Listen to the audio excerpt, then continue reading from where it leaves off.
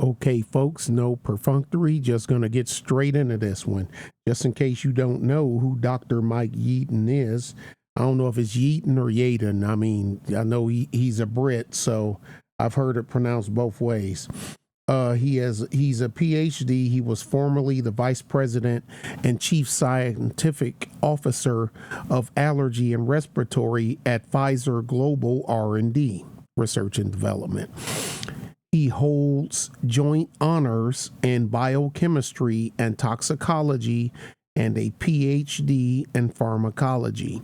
He is an independent consultant and co-founder and CEO of Zyarco Pharma Limited, Ltd.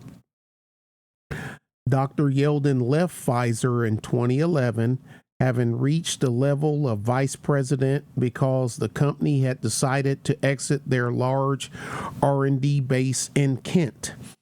The parting was cordial, he said. Upon leaving Pfizer, Dr. Yeadon negotiated access to a portfolio of early-stage exploratory compounds which otherwise would have been discarded, and in doing so established Zyarco Pharma Ltd., of which Pfizer Venture Investments with 4 other venture capital firms became investors in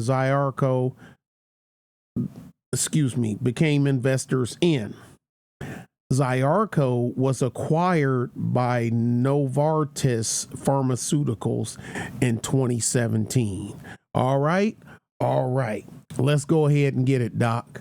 It's 3 minutes long. There has not been a pandemic.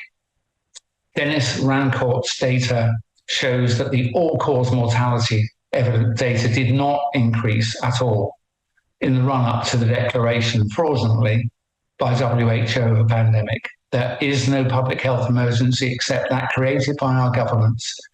An inappropriate, fraudulent PCR test was used to give people the impression that they had a particular disease where they didn't. There were all the normal diseases. And then what happened was, in 3 different ways, people were treated badly through changed medical procedures that were imposed above the level of nation, briefly, mass ventilation of people inappropriately in hospitals that led to lots of deaths.